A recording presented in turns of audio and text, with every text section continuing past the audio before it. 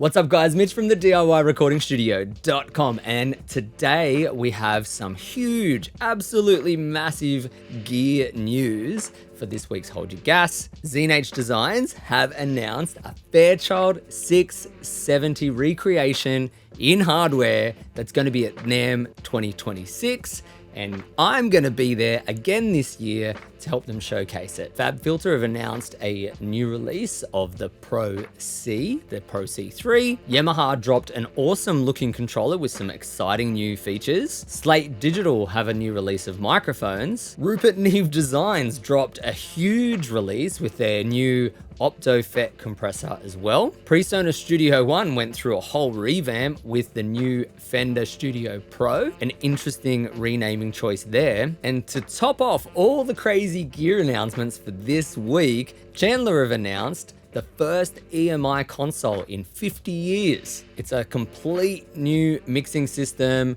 for high-end studios. It's a pretty crazy one. Anyway, there's so much exciting news this week, so let's get into it.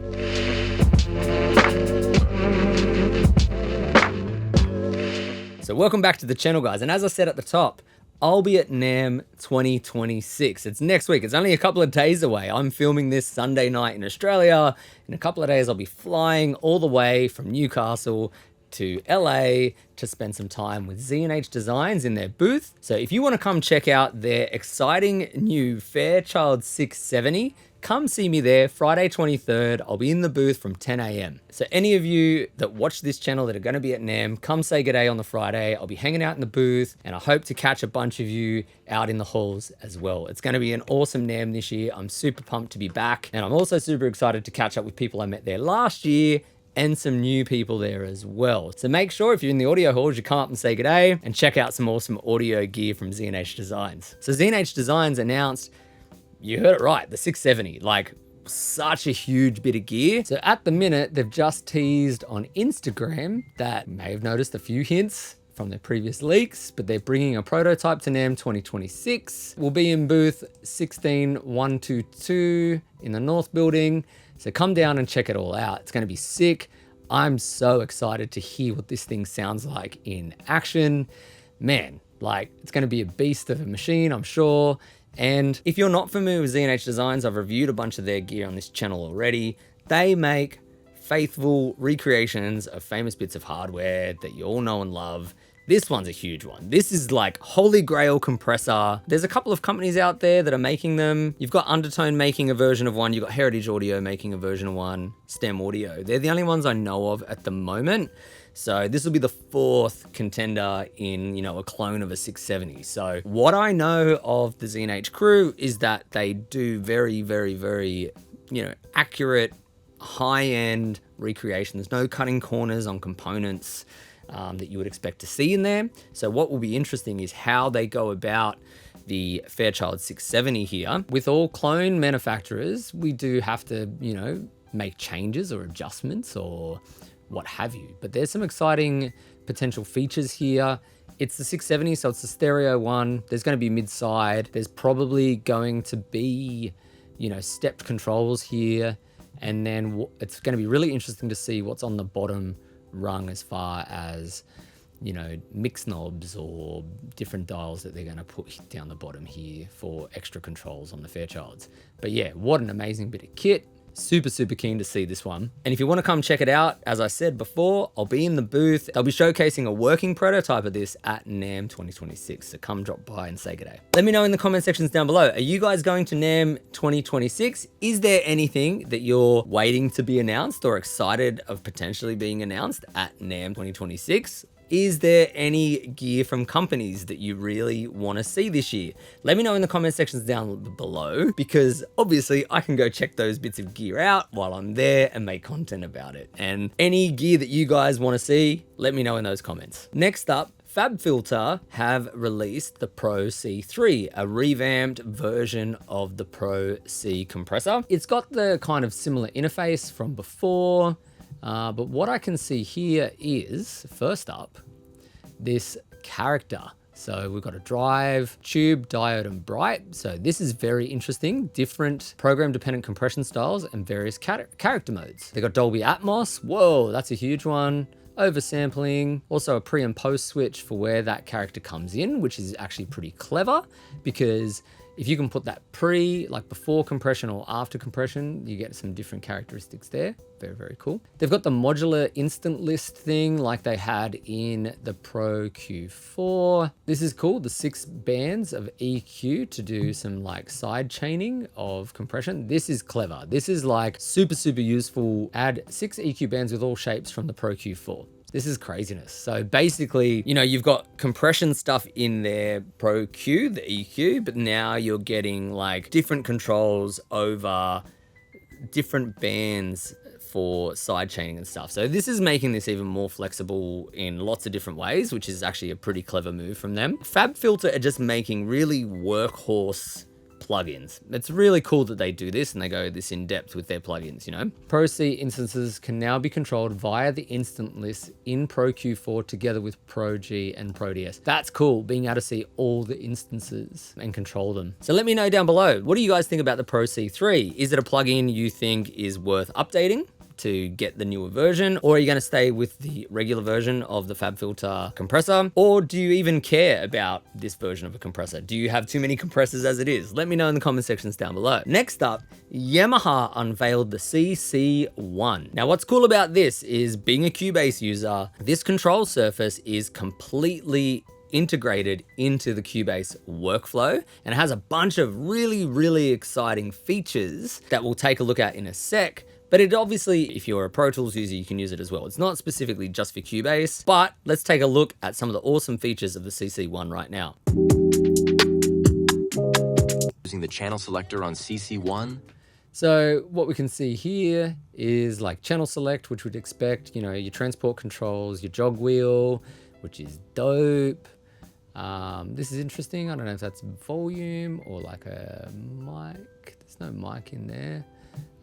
Your typical transport controls, some nice looking toggle switches, but then what's really cool here, this control here, which looks like basically a Stream Deck. Then you've also got these features here that you can have preset. I'm sure you can change them, and then these arrows up here are probably to change pages through that. So if you're like already using a Stream Deck, maybe you don't need that functionality, but then also maybe it'd be cool to have the functionality of it on your controller, and then also your Stream Deck, where you could have multiple instances of different controls for different editing and workflow choices. It's really cool. I think what's extremely clever is having that Stream Deck style button control there, and having it be able to be changeable and basically work for your own workflow on a controller. Sick piece of gear, like very, very clever thinking. The integration with Cubase is obviously excellent. Yeah, if you're looking for a fader controller, like a modern one for a small studio or even larger setups where you just need one fader for automation duties and stuff like that, this could be a really, really good tool. Let's have a look at how much it costs. Here in Australia, pre-order $629. So not the cheapest controller. What we can see here is that you've got like EQ bands selectable. So obviously someone's set up that for EQ, which is really clever. And then you could just turn your knobs there and use it as a controller. I love that. What I think I want to see in a controller is something more like that, but just more knobs and more Stream Deck style switches for your plugins. That'd be sick. We've been seeing glimpses of this in different controllers and different formats for a long time. I think we're slowly getting there towards that sort of direction of, you know, control for plugins. Having that tactile control on plugins makes a huge difference to the choices you make when mixing, because once we get our hands on things, we stop using our eyes to mix, we start using our ears a little more. So really cool little controller there. Let me know in the comment sections, what do you guys think about the CC1 from Yamaha? Next up, we have the ML2A microphone release from Slate Digital. Now, I'm not sure what you guys think about modeling microphones. I always feel like it's a good conversation to have, whether these things are worth it or not. I know people use these mics and they get great results. I'm always dubious on software controls interrelated with your microphones, only because of the possibility of obsolescence, right? So when we get a microphone like this one, the ML2A, those Slate modeling microphones, or any other modeling microphone for that matter, the problem can kind of be that what happens if this company becomes obsolete? Or what happens if they discontinue this gear or the software that goes along with it? What's going to happen in 20 years to those microphones? Do those microphones sound great on their own? Probably. But you lose all the modeling potentially in the future. So that's always a worry for me. I don't want necessarily my hardware to be controlled by software in those ways. Sometimes it can be a bit of a risk for long-term future-proofing of your studio. Like if we invest in hardware, we want to be sure that these things are going to stick around. I guess it's just kind of the risk you play for versatility, right? But before we get too much into the negatives of the gear, let's have a look and a listen to what they've got on offer.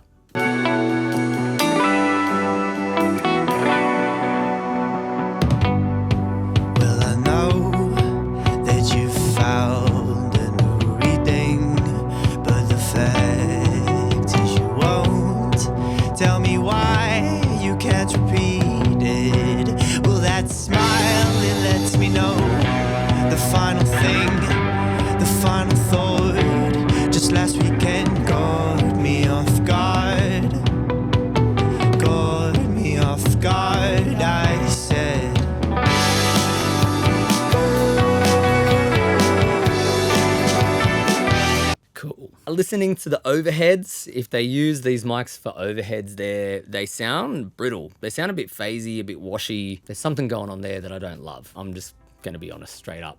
This as an audio demo, I'm not sure how I feel about it. Also the vocal sibilance and there's like a harshness in that microphone there that I'm hearing. Whether it's the processing, the EQ, whether it's the singer's voice maybe not suiting that microphone. I have to kind of be a bit critical on this one. I don't want to shitbag on anyone's work or their songs or their performances or be too overly critical or over negative here, but I'm not digging the tonalities here. And maybe that's just me. Let me know in the comment sections. What do you guys think with the tonality? Let's listen again to the cymbals. The guitars sound okay, but the cymbals and the vocal mic, that older ML1, which is a previous microphone, I don't know how I feel. Let's have another listen.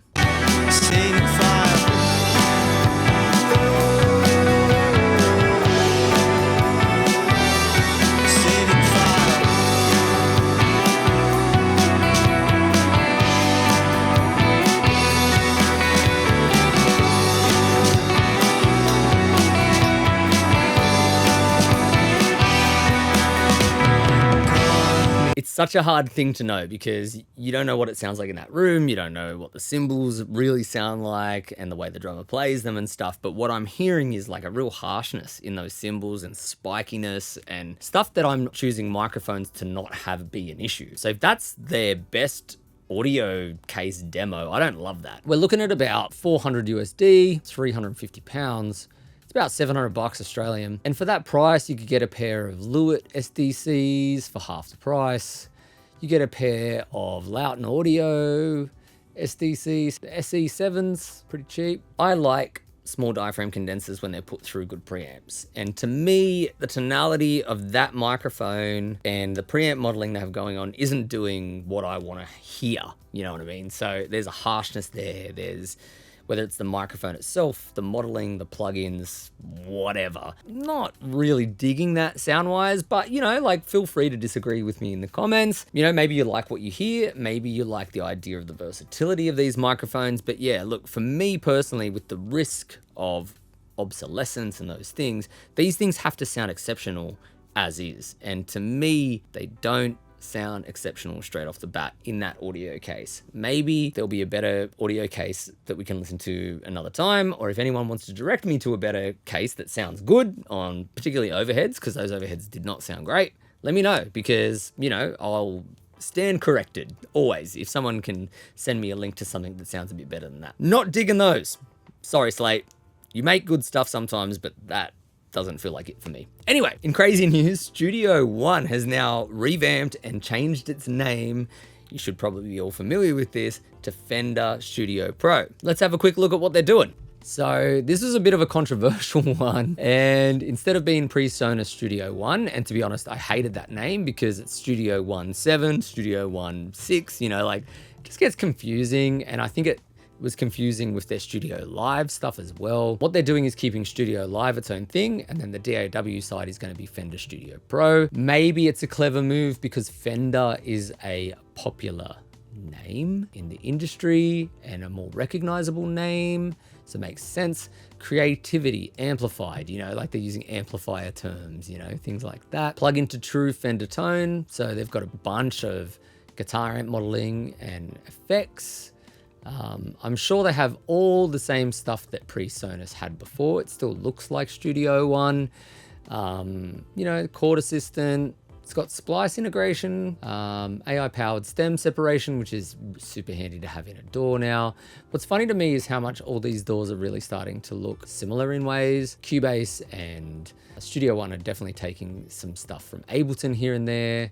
They're all kind of taking different ideas from each other a lot of the time. Samplers, native effects, analog delay, all the kind of stock things you'd expect. Lots of VSTs, not heaps of anything new there from them. They're just, it seems to be more of a rebrand and then adding in those guitar amp sims and stuff like that, which for some people is probably really useful. If you're a guitar-based singer-songwriter who is self-producing at home, I can see how that would be valuable. Yeah, let me know in the comment sections, because I'm always interested to know who's using what DAWs. Like, obviously Pro Tools is like a standard for some people. I personally hate Pro Tools for the most part. I think its functionality isn't actually that good, even if it's a standard. When it comes to like its MIDI functionality, it's absolute garbage.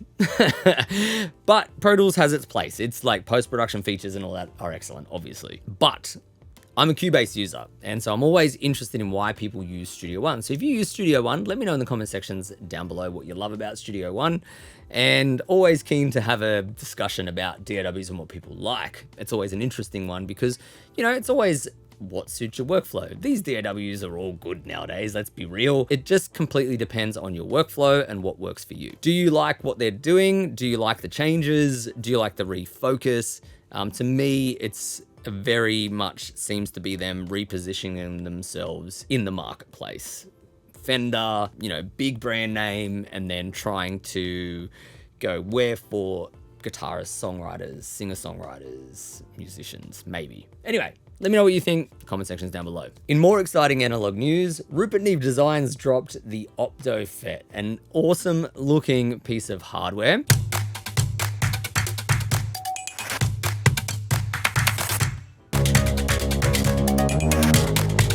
That's clever, like being able to flip Opto or FET first in the chain. This is clever, or split them across high and low frequency bands. So being able to maybe say you're working on a bass guitar and go, I'm gonna use the FET for the high mids and the Opto for the lows and low mids, stuff like that. Awesome. Awesome feature there, like very, very cool. Same for vocals, getting the two different compressors to grab different parts as opposed to just chain linking them from one to the next one. Nets a different result and can be super, super useful. So you can have the FET do the highs or the lows, the Opto do the highs or the lows, and you can select where they cross over. Very, very cool.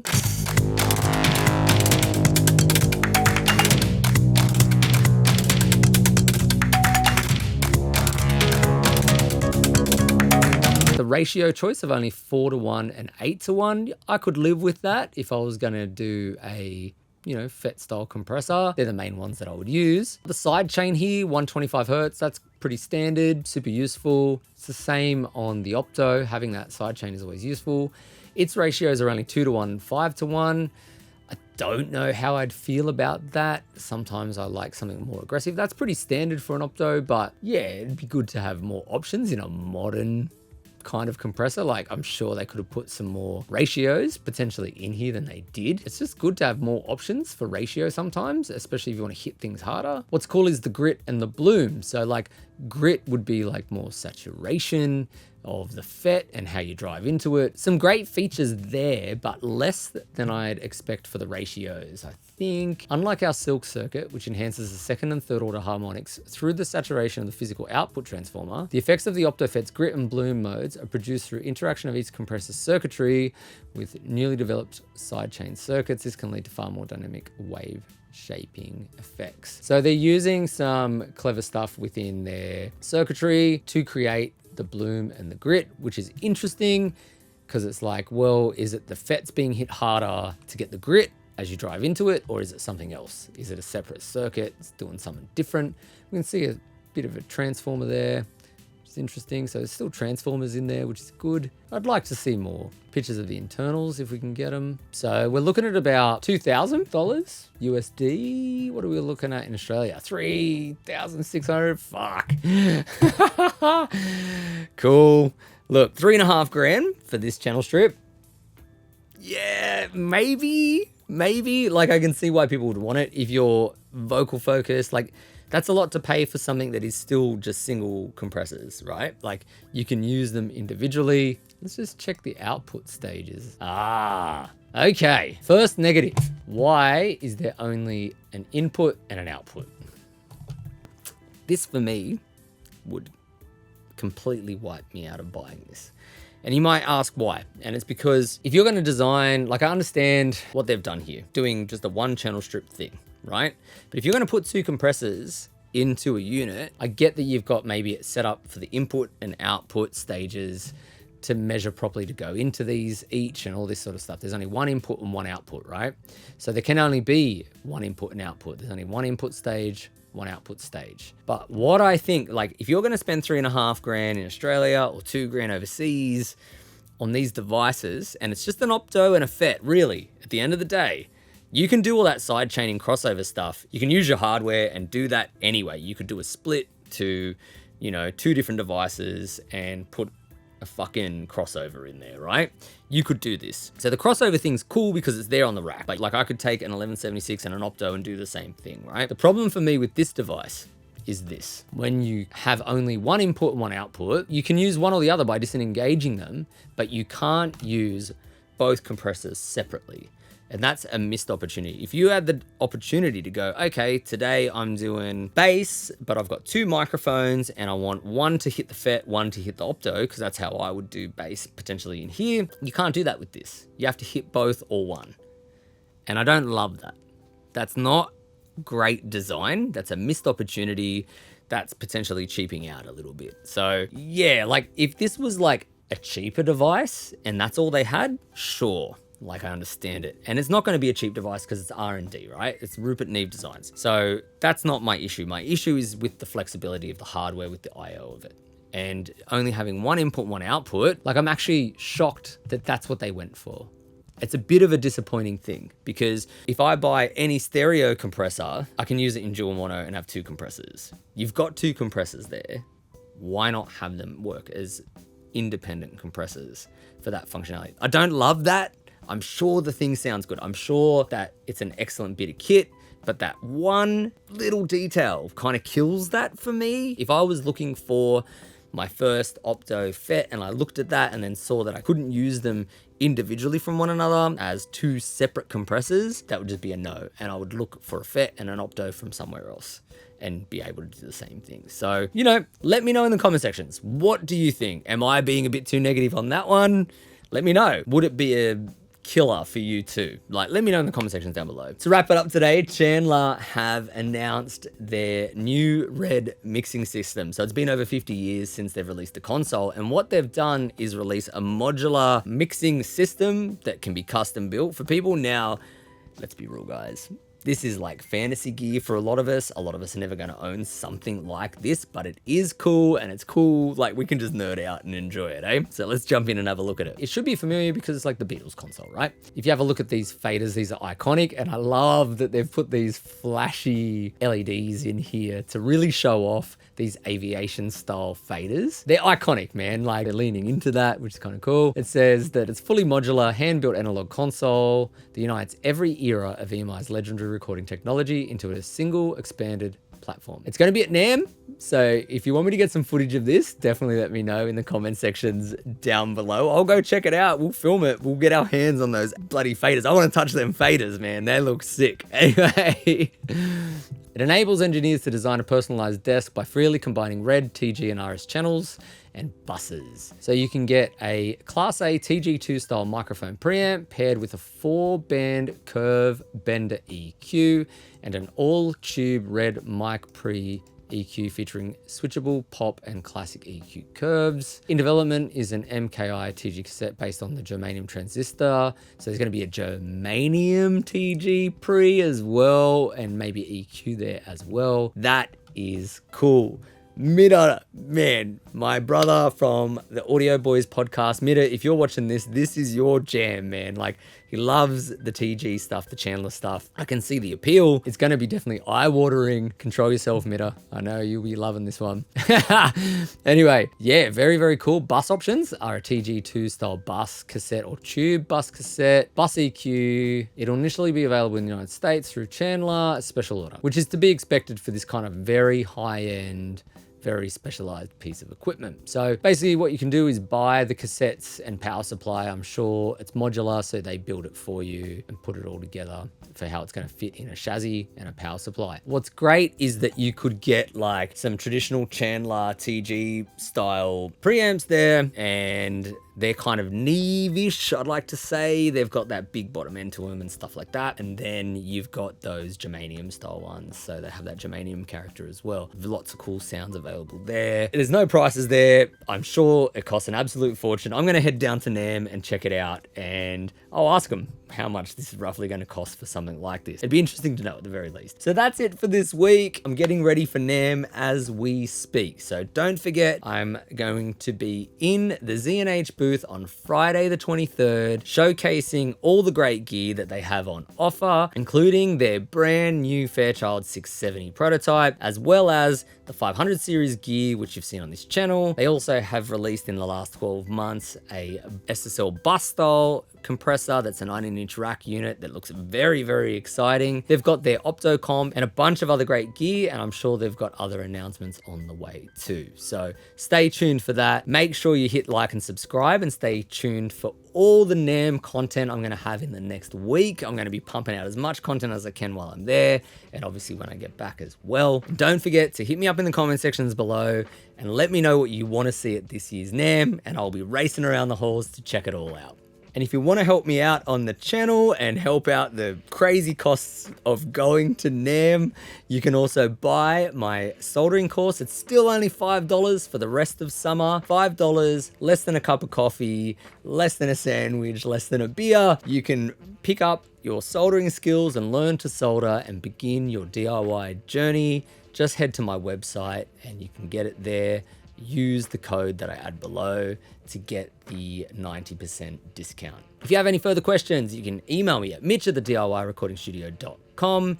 You can also find me on Instagram and message me there at DIY Recording Studio. If you like this video, give it a thumbs up and make sure you subscribe for more. I'm Mitch from the DIYRecordingstudio.com. I'll catch you soon.